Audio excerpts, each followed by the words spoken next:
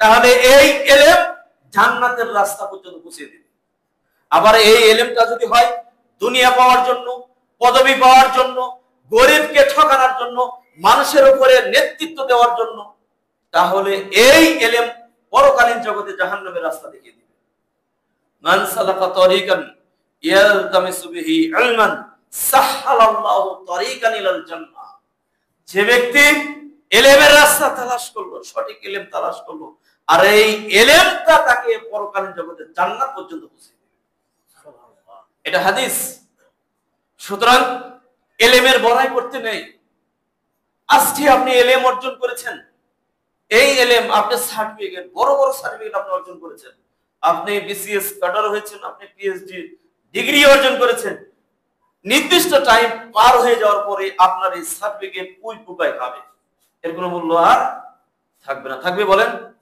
থাকবে না। এই জন্য এলেমটা অর্জন হবে কেবলমাত্র শুধুমাত্র আল্লাহ তাআলার জন্য, পরকাল পাওয়ার জন্য এলেমটা অর্জন হতে হবে। আর এই পরকাল পাওয়ার জন্য যদি এলেমটা অর্জন হয়, তাহলে এই এলেমের ফজিলত সম্পর্কে অনেক আয়াত আছে, অনেক হাদিস রয়েছে। কোরআনে কারীমের মধ্যে আল্লাহ তাআলা বলছেন, কুল হাল ইয়াস্তাউল্লাযিনা ইয়ালামুন ওয়াল্লাযিনা লা ইয়ালামুন, যারা জানে আর যারা জানে না তারা কি সমান? এটা আল্লাহই প্রশ্ন করেছে। তার মানে যারা জানে তাদের মর্তবা উপরে। এলেমটা যদি দ্বীনের রাস্তা হয়, দ্বীনের পথে যদি অর্জন হয়, তাহলে ওই আলেমের জন্য ফেরেশতারা দোয়া করে, পশু পাখি দোয়া করে, এমনকি পানিতে মাছ থাকে সেই মাছ ওই এলেম অর্জনকারী ব্যক্তির জন্য দোয়া করে। শুধু তাই নয়, গর্তের মধ্যে পিপিলিকা, এই পিপিলিকা পর্যন্ত সঠিক এলেম অর্জনকারী ব্যক্তির জন্য আল্লাহর কাছে দোয়া করতে থাকে। তাহলে একদিকে এলেমটা আমাকে জান্নাতের রাস্তা দেখায়, আবার এই এলেমটা আবার আমাকে কোথায় নিয়ে যায়? জাহান্নামের রাস্তা দেখায়। এখন তাহলে আমরা কোন এলেম অর্জন করব?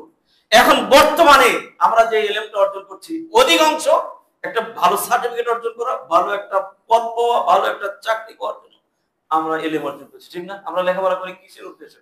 এমন একজন ব্যক্তি আছে যে বলতে পারবে যে আমি অর্জন করেছি, আমি জ্ঞান অর্জন করেছি আল্লাহর সন্তুষ্টির জন্য। এটা বুকে হাত দিয়ে কোনো ব্যক্তি বলতে পারবে না। সবারই ধান্দা যে দুনিয়া পাইতে হবে, একটা ভালো একটা পদ পেতে হবে, বড় একটা চাকরি করতে হবে, পাতে হবে। এখন যেভাবেই হোক, সুদ দিয়ে হোক, ঘুষ দিয়ে হোক, আর যেভাবে হোক, আমাকে পদ পেতেই হবে। আমাদের মেন্টালিটিটা, আমাদের চিন্তা চেতনাটা এরকম হয়ে গেছে। তাহলে আপনার চিন্তা, আমার চিন্তা আর আল্লাহর চিন্তা, রাসূলের চিন্তার সাথে একটু মিলাইতে হবে, মিলিয়ে আমাদেরকে হিসাব করতে হবে, সূক্ষ্মভাবে চিন্তা করতে হবে। এটা বলছিলাম 2 নম্বর এলেম। এলেমটা আমাদেরকে অহংকারী করে। 3 নম্বর হচ্ছে বংশমর্যাদা। বংশমর্যাদা এটা আল্লাহ তাআলার পক্ষ থেকে নিয়ামত। ভালো, সুন্দর, আপনার বংশ পরিচয় আছে, সুন্দর, আপনি একটা বংশ, আপনার বংশটা অনেক চমৎকার, প্রচারিত, মানুষ চিনে আপনার বংশকে, ভালো, কোনো সমস্যা নেই। কিন্তু এই বংশ আমলের দিক থেকে যদি আমল যদি আপনাকে পিছিয়ে দেয়, তাহলে এই বংশ আপনাকে সম্মানের আসনে সমাসীন করতে পারে না। সম্মানটা নির্ধারণ হবে কেবলমাত্র শুধুমাত্র তাকওয়ার ভিত্তিতে। এই জন্য আল্লাহ তাআলা বলেছেন, ইন্না আকরামাকুম ইনদাল্লাহি আতকাকুম, তোমাদের মধ্যে ওই ব্যক্তি সবচেয়ে বেশি সম্মানিত যে ব্যক্তি আল্লাহ ভীতি অর্জন করে, যার ভয় অন্তরের মধ্যে আছে আল্লাহকে, ওই ব্যক্তি তোমাদের মধ্যে সবচেয়ে বেশি সম্মানিত। তাহলে আপনার চিন্তা, আমার চিন্তা আর আল্লাহর কথা, দেখেন এখানে কি মিল আছে? আমরা কাকে সম্মানিত বেশি মনে করি? দেখবেন যে সমাজের যারা বড় লিডার, রাজনীতিবিদ, তাদেরকে আমরা সম্মানিত মনে করি, অথচ মসজিদে এসে কোনোদিনই আসেনি, আল্লাহকে সে কোনোদিনই ভয় পায় না, তার মধ্যে তাকওয়া নেই, কিন্তু ওই যে ক্ষমতা ধরছে, আমরা তো সম্মান তাকেই করি। আমাদের মেন্টালিটি এরকম নাই? বলেন, কি বলেন? একজন অফিসে যদি একটা রিকশা চালক যদি সেখানে যায়, একজন অফিসার তাকে কি সম্মান করবে? বলেন, তুচ্ছ তাচ্ছিল্য, কত ভাষায় না তাকে গালি দেয়, ঠিক না? আর একজন যদি সম্মানিত ব্যক্তি, একজন বড় অফিসার বা ধরেন বড় কোনো রাজনীতিবিদ যদি অফিসে যায়, তাহলে চেয়ারটা ছেড়ে দেয় তাকে বসার জন্য।